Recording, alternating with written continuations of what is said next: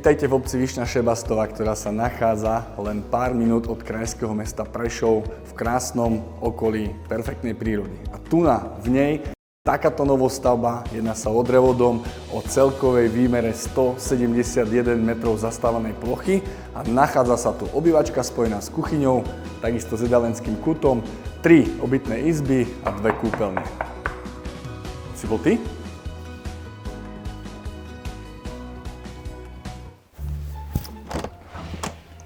Dobrý deň. Dobrý. Prepáčte, že vyrušujem, ja vás sledujem na sociálnych sieťach a som tu správne, tu by mala byť obhliadka nejakého domu. No, tak áno, nech sa páči, poďte, idete si to obhliadnúť? No, ak môžem teda. Tak poďte, nech Ďakujem. sa páči. Tu je taká chodbička, ktorou sa dostávame do hlavnej časti, ale ešte sa tu takto nachádza taká zaujímavá kúpeľňa. No a keď sa presunieme do tejto najväčšej časti, ktorá je tvorená obývačkou, kuchyňou a takisto takýmto jedalenským kútom, kde si môžete určite dať taký parádny veľký jedalenský stôl a môžete spolu obedovať. Prepáčte, ale ja by som si tu potrebovala predstaviť... Jasné, my vám to všetko predstavíme, nebojte sa. Môžeme ísť aj do ďalších izieb sa pozrieť? Nie, ja by som si potrebovala predstaviť, ako by som tu vedela fungovať ja. OK. Čo môžem pre to urobiť? Mohli by ste mi trošku asistovať? Áno. Áno, a zahrali by ste mi manžela? OK, čo mám robiť? Tak viete čo, choďte za dvere a vráťte sa naspäť dovnútra, dobre? Vonku? OK.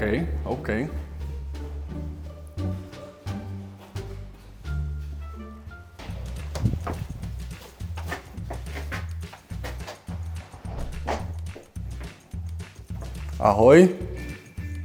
Zlatko, som doma. Stoj! Zlatko? Že Zlatko? Okamžite sa vyzuj! Nebudeš mi tu chodiť po novej podlahe v topánkach! Poďme!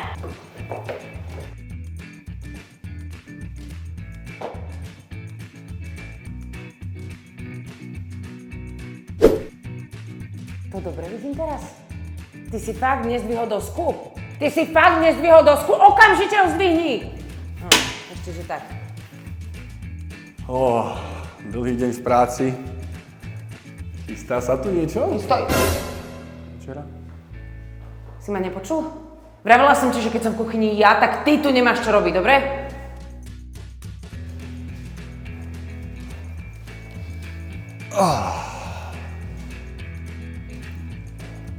Ale ja som ti nepovedala, že si máš sadnúť na gauč. Sa ti zdá, že to je všetko urobené?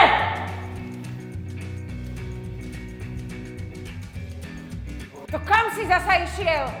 Toto nemyslíš vážne, mňa si porazí! Tu som, vzadu, v rohu.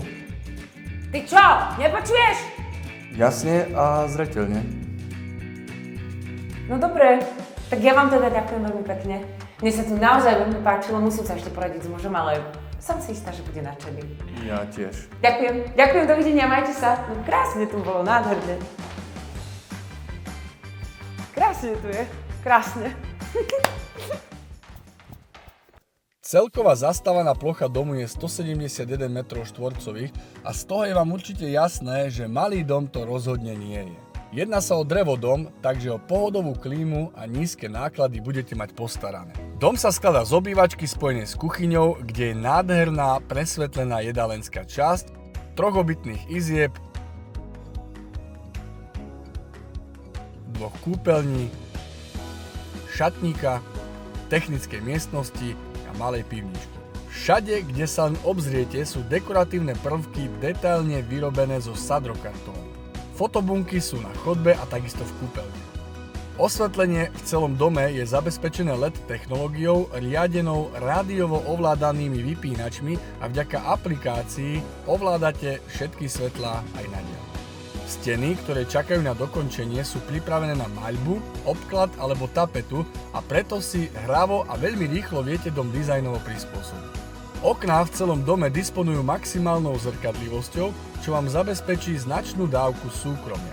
3 obytné izby sú už len na pár maličkostí pripravené do finálnej podoby. Spálňa, ktorá má privátnu kúpeľňu a WC a tiež šatník, je zaujímavo extravagantná. V dekoratívnej stene zabudované ambientné osvetlenie vás okamžite zaujme a o farebných odtieňoch a variáciách svetla by sme mohli napísať samostatnú brožúru.